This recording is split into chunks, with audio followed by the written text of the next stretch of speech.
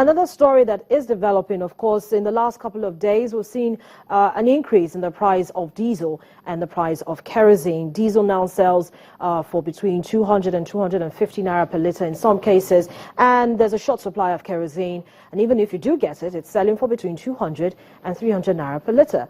Let's talk to the Executive Secretary of the Major Oil Marketers Association of Nigeria, Moment, to get a sense of actually what's going on. Here's Mr. Obafemi Olawore. Good morning to you, and thank you for coming on the program. Thank you very much, and congratulations to Channels on the 21st anniversary. Thank you. But then, in spite of the fact that we're trying to be in a celebratory mood, Nigerians are still feeling the pangs of having an easy life. When the price of, when there was a guided deregulation and we had oil and petrol selling at 145 naira, everybody was quite excited about it, because now it means you can drive into the filling station and you know you're paying 145 naira, not 160, not 130. There was a regulated price. But as soon as we saw that happening, we saw a different scenario playing out for diesel and kerosene, which before now had been stable. What is responsible for what we're seeing with regards to the increase in the price of diesel and kerosene? Anytime there is conversation in the oil industry, there's only one factor, and that factor is the foreign exchange.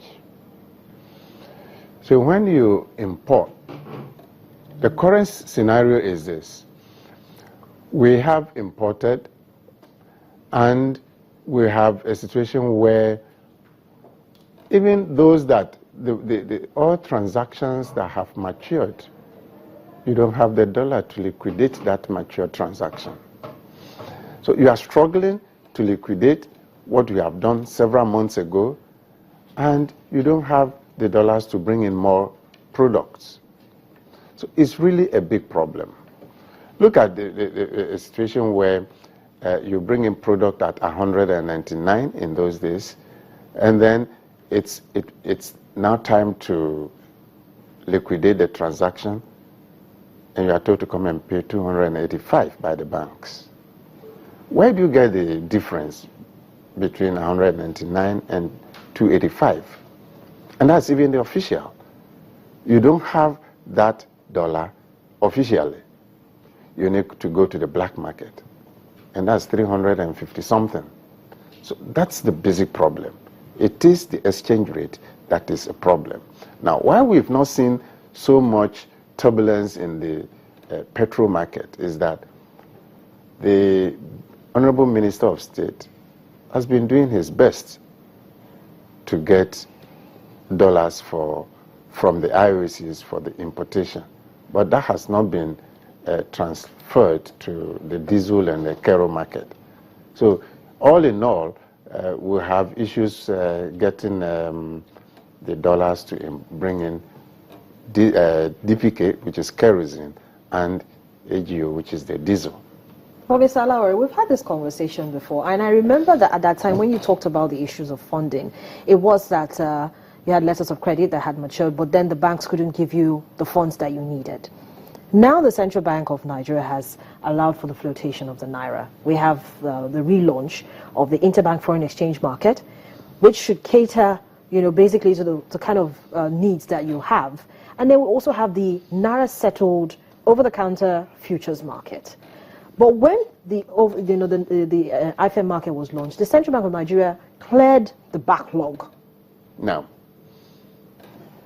In our sector, no. Backlog, not cleared. We still have issues with uncleared, matured obligations. And that is the truth. And that is why we're having these problems. For your information, our 2014 and 2015 foreign exchange differentials are still outstanding. We've not got them. They are still outstanding, 2014 and 2015. Interest and foreign exchange differentials. So we should not get the picture wrongly. The right position is that we still have matured obligations that have not been liquidated. A lot of them. For major marketers alone, it runs to almost 380 million US dollars. Okay, so we still have issues, and we about, give or take, maybe another, you can double that figure, and that gives you the picture of what the private sector is struggling to get. So it's still there. We have not cleared the backlog. So at what point would this backlog be cleared? Because you're complaining that even getting it from the interbank foreign exchange market is not even enough. You can't get enough. Yeah. So you have to go to the black market. So at what point are we going to see this issues resolved? At the point when central bank can make the dollars available. But then, you see now, central bank is just a player like every other who sells foreign exchange to the market. Yes. The market is the one that determines supply, demand and supply, basically. Yes, the market determines it. But don't forget that there are human beings in the market. Somebody brings the commodity to the market, and the commodity is not coming. The dollar is not coming to the market. I can reveal this. For petrol, I repeat, it's the Minister of State that has some arrangement with the IOCs who are making the dollars available. And yet, even that is not in sufficient quantity. But that one is even better, because for diesel and kerosene, we are not getting anything at all. So let it be very clear that the market does not have the dollars. The funds are not there. And I'm sure it's not only in the oil sector that we are complaining. Manufacturers may also be complaining. If you go to the market, you're not going to get the dollars. But then you see, there's actually been some reports that oil markets have now prioritized fuel over diesel because the demand for fuel is higher. And so they can make their monies quickly without having so much issue, because you have a lot of generators being run with fuel, a lot of cars are using fuel, diesel not as much. So you have more market for petrol, which is the reason why there's more apathy, if you like to put it that way, towards importing petrol, because you can make your quick returns than importing diesel. Incidentally, it's the other way around. Sorry to cut you there. Okay. We'll come back and you respond to that particular question for me. Business Morning continues in just a moment. Stay with us.